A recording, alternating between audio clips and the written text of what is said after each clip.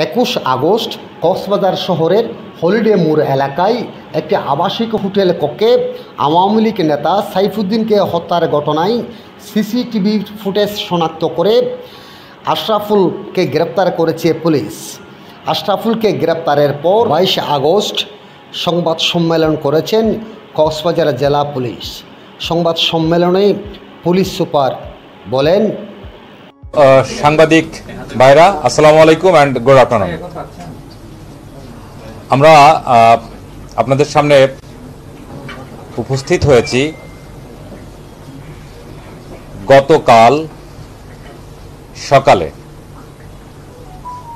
সাবেক ছাত্রলীগ ও কক্সবাজার পৌর আওয়ামী লীগ নেতা জনাব সাইফুদ্দিন, ওনার নৃশংসভাবে উনি হত্যাকাণ্ডের শিকার হন হলিডে মোড়ে হোটেল সানমুন এর 208 নম্বর কক্ষে। এই নৃশংস হত্যাকাণ্ডের পর জেলা পুলিশ কক্সবাজার তার সর্বোচ্চ পেশাদারিত্ব এবং মেধা দিয়ে এই হত্যাকাণ্ডের 24 ঘন্টার মধ্যে হত্যাকারী শনাক্ত, তাকে গ্রেপ্তার, হত্যাকাণ্ডে ব্যবহৃত যে ছুরি সেটি উদ্ধার করেছে, ভিকটিমের মোবাইল এবং যে মোটরসাইকেল নিয়ে পালিয়ে গিয়েছিল সেটিও উদ্ধার করেছে।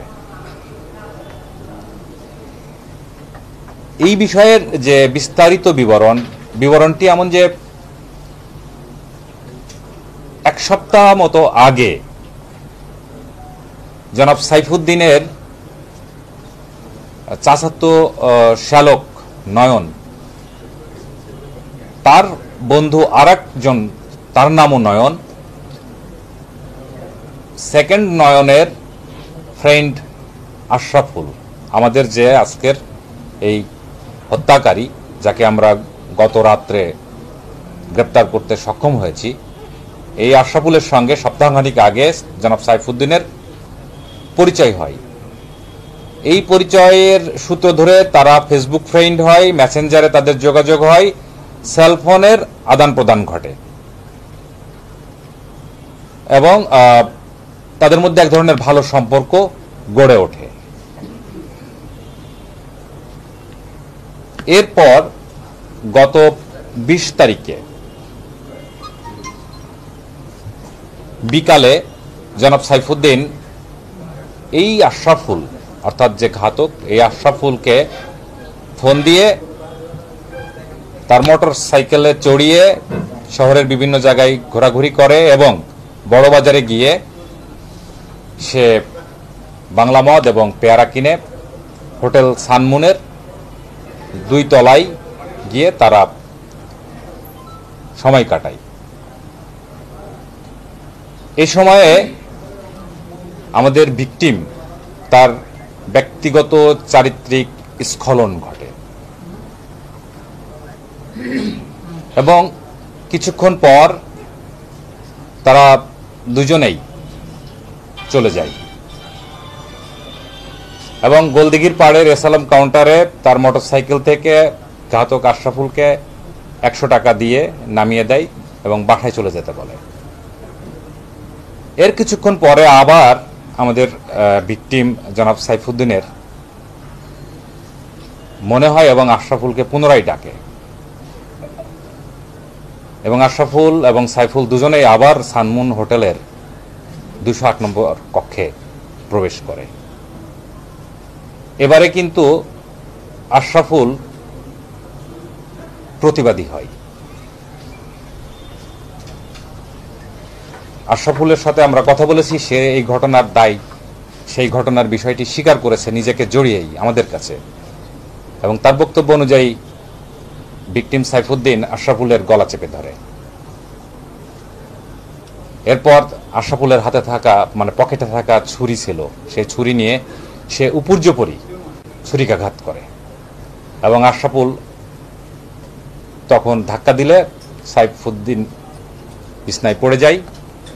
তার শরীরে তখন শুধুই প্যান্ট ছিল, শরীরে কোনো শার্ট ছিল না এবং তার শরীর দিয়ে রক্ত বের হয় এবং গোঙানির শব্দ হওয়া বন্ধ করার জন্য সে চাদর দিয়ে তার গলা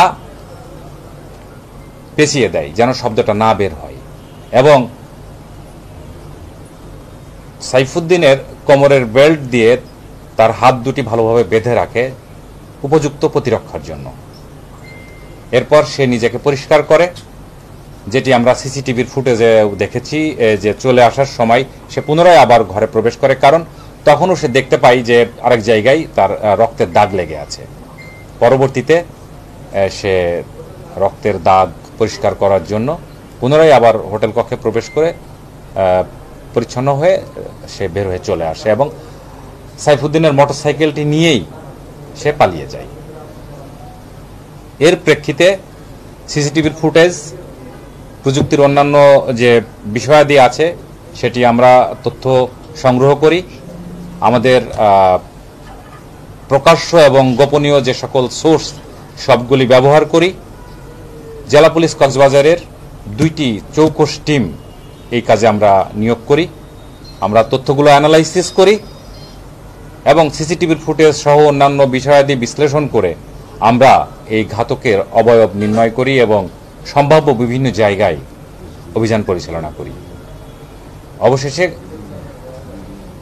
ঘাতক কালকে 10টা-11টা, রাত্রে 10টা-11টার পরে কক্সবাজার বিভিন্ন হাইডিং প্লেস থেকে সে টেকনাফের উদ্দেশ্যে যাত্রা করে। এটি আমরা তাকে পশ্চাৎপসারণ করি এবং হোয়াইকং চেকপোস্টে গিয়ে তাকে আমরা আটক করতে সমর্থ হই, এবং তারপর আমাদের টিম তাকে নিয়ে আসে, তার সঙ্গে কথা বলার এক পর্যায়ে সে সবকিছু স্বীকার করে, এবং এই যে বক্তব্যগুলো যেটি বললাম এইগুলা তার কাছ থেকে পাওয়া, এবং সে এই ঘটনায় সে এক ধরনের নৈতিক স্খলনজনিত কারণে তার শিকার হয়ে সে প্রতিহিংসা পরায়ণ হয়ে সেই হত্যাকাণ্ড, জঘন্যতম হত্যাকাণ্ডটি ঘটিয়েছে বলে আমাদের কাছে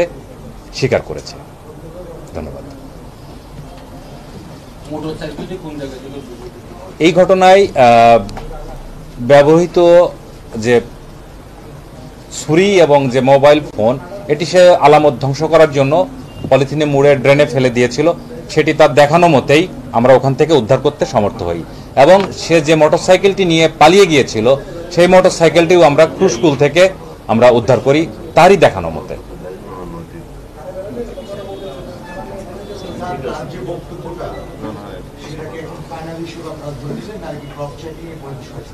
আমরা কোনো কিছুই পুলিশ রিপোর্ট যতক্ষণ পর্যন্ত না বিজ্ঞ আদালতে সাবমিট করছি ততক্ষণ পর্যন্ত কোনো কিছুই ফাইনালি না। তদন্তকারী কর্মকর্তা হিসাবে আমি সবসময় চাইব যে এর থেকে আরও নিখুঁত, এই নিখুঁতের আসলে শেষ নেই। আমরা একদম শেষ দিন পর্যন্ত চেষ্টা করি একদম পারফেক্ট ইস্যুকে নিয়ে আসার জন্য, একদম নির্মোহভাবে নিরপেক্ষভাবে তদন্তটি করার জন্য। এটি মাত্র শুরু হয়েছে, এর বাহিরেও কিন্তু আরও অনেক ঘটনা থাকতে পারে যেটি আমরা উড়িয়ে দিচ্ছি না। তার পেছনে কারা বা এটার সম্মিলিতভাবে অন্য কোনো বিষয়ের সঙ্গে আছে কিনা, এটি প্রাথমিকভাবে পাওয়া যে তথ্য সেটি আপনাদের সঙ্গে শেয়ার করলাম।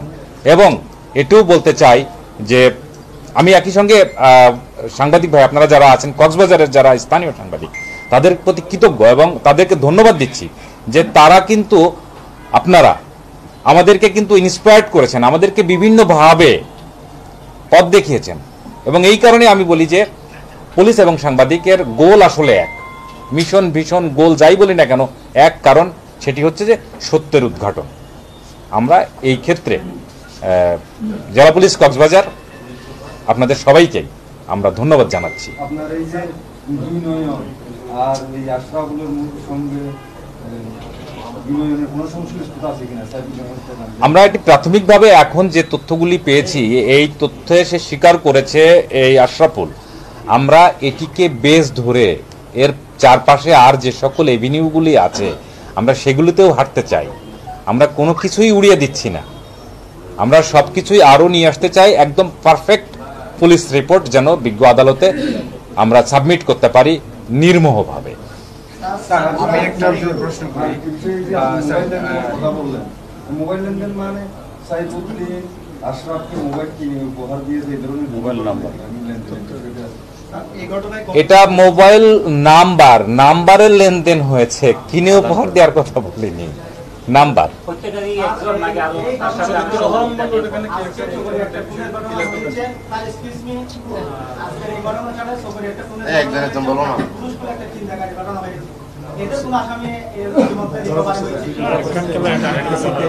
অবশ্যই অবশ্যই খুলিশকুরের যে গতকালের যে ঘটনা ঘটেছে, যেটি আসলে ছিনতাইয়ের ঘটনা না, বেসিক্যালি এটি ছিল আসলে দুইটা গ্রুপের সিনিয়র জুনিয়রের মারামারি। এটি নাথিং গোজ আনপেইড। আমি আবারও আপনাদের মাধ্যমে জানতে চাই যে কক্সবাজার জেলা পুলিশ, কক্সবাজার পর্যটন নগরী কক্সবাজারের এই শহর সহ জেলা কক্সবাজারকে স্থিতিশীলতা শান্তি আনার জন্য আমরা কিন্তু আসলে 24/7 কাজ করে যাচ্ছি এবং আমরা আসলে পেশাদারিত্বের সঙ্গেই কাজ করে যাচ্ছি। আমাদের সম্পদের সীমাবদ্ধতা আছে, আমাদের ব্যক্তি সীমাবদ্ধতা আছে, আমরা ওই সীমাবদ্ধতাটা মাথায় রেখেই কিন্তু আমরা আপনাদের সহযোগিতায়, এই কমিউনিটির সহযোগিতায় আমরা কিন্তু আমাদের মতো করে কাজ চালিয়ে যাচ্ছি, যেন সবাই মিলে একটি শান্তিপূর্ণ সমাজে আমরা বাস করতে পারি, যেটি আমাদের উপরে অর্পিত দায়িত্ব, সেটি আমরা চেষ্টা করছি। খুরুশকুলের যে ঘটনাটি ঘটেছে সেটা কিন্তু আমরা সেটিও রাত্রের মধ্যেই আমরা কিন্তু সেই দুর্বৃত্তদেরকে ধরে ফেলেছি। কোনো দুর্বৃত্তায়নের কেউ দুর্বৃত্তায়ন করে পার পেয়ে যাবে এমন কিন্তু কোনো সুযোগ নেই। আজকে চকরিয়ায় যেটি হয়েছে একদমই ডোমেস্টিক ভায়োলেন্স। দুই ভাই ধান খেয়ে যাচ্ছে কিংবা মুরগিতে ধান খেয়ে যাচ্ছে, এটি নিয়ে দুই ভাইয়ের মধ্যে যে বিবাদ, এটি কিন্তু আসলে ইন্টেলিজেন্স লাইক পুলিশিং বা প্রো পুলিশিং করে মুশকিল। এটি আসলে আমাদের সমাজের কিছু বাইন্ডিংস আছে, সেটি নিয়েই আমরা আসলে বন্ডেজ আছে, সেই বন্ডেজ নিয়ে আমরা কাজ করে থাকি আমাদের সমাজের মানুষ হিসাবে। তো এইখানেও কিন্তু তাদেরকেও আমরা যে দুর্বৃত্ত বা যে এই অপরাধটি করেছে তাকেও কিন্তু আমরা ধরতে সক্ষম হয়েছি। পুলিশ সুপার মহোদয়, এখানে গতকালকে আরো কয়েকজনকে জিজ্ঞাসাবাদের জন্য নিয়ে আসা হয়েছে, তাদের কি অবস্থা এবং এই ঘটনার সাথে আরো অন্য কোনো কেউ হয়তো জড়িত থাকতে পারে কিনা, পাশাপাশি যে ভিকটিম আসামি তার বয়স কত একটু বলবেন? ধন্যবাদ। এবং সে কি বাংলাদেশি নাগরিক কিনা? ধন্যবাদ। অনেকগুলো প্রশ্ন করেছেন। প্রথম হচ্ছে যে আমরা যে অনেকজনকেই আমরা নিয়ে জিজ্ঞাসাবাদ করেছি। হ্যাঁ, ঘটনা যখন প্রথমে এই নৃশংস ঘটনা ঘটে, আপনারা নিজেরাও দেখেছেন যে আসলে এটি একটু ডিফারেন্ট টাইপের। একজন মানুষের তার সবচেয়ে নিরাপদ জায়গা হচ্ছে তার বাসস্থান কিংবা কোনো আবাসস্থান। সেই আবাসস্থানের মধ্যে যখন কোনো ঘটনা ঘটে তাহলে এটা একটু আলাদা প্রায়োরিটি দিতে হয়। তো আমরা গতকাল যাদেরকে জিজ্ঞাসাবাদ করেছি তাদেরকে শুধুমাত্র এই ঘটনার প্রকৃত রহস্য উদ্ঘাটনের জন্য জিজ্ঞাসাবাদ করেছি, তাদেরকে আমরা গ্রেপ্তার করিনি। দ্বিতীয়ত, যে এই যে ভিকটিম বাংলাদেশি কিনা, আমরা এখন পর্যন্ত যেটা জেনেছি যে তার বাড়ি কক্সবাজার শহরেই, পৌরসভার মধ্যেই, তার বাবা মা কক্সবাজার শহরের বাসিন্দা। স্থানীয় লোকজন আমাদেরকে প্রাথমিকভাবে জানিয়েছে যে তারা এই ছেলেটাকে ছোটবেলা থেকে চিনে। আমি ধরে নিচ্ছি যে এটি বাংলাদেশের নাগরিক, যদিও আমাদের সীমান্তবর্তী মায়ানমারের অনেক বিষয় এখানে আছে।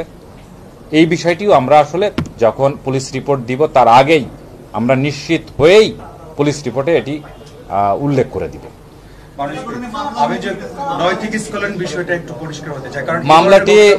মামলাটি প্রক্রিয়াধীন।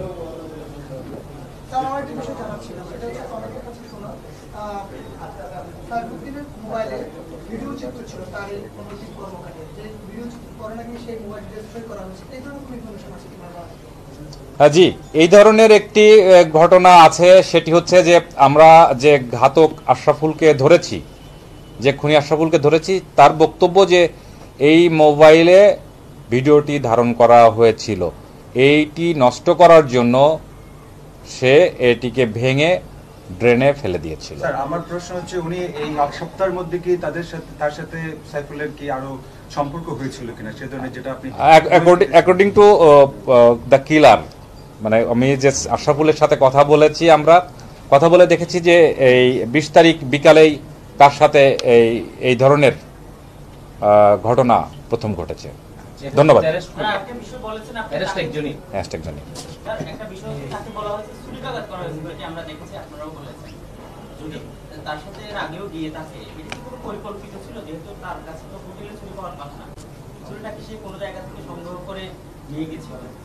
না, গত 20 তারিখে প্রথম হোটেলে গিয়েছে। হোটেলে যাওয়ার পরে কিন্তু একটা ইন্টারভাল পেয়েছে, আবার ফিরে আসছে। ফিরে এসে সে তার বাড়িতে পাঠিয়ে দিয়েছে। এর কিছুক্ষণ পরে পুনরায় আবার তাকে ফোন করেছে, আবার ডেকে এনেছে। তারপরে এই ঘটনাটা ঘটেছে। ধন্যবাদ। স্কটল্যান্ডটা কিরকম আপনি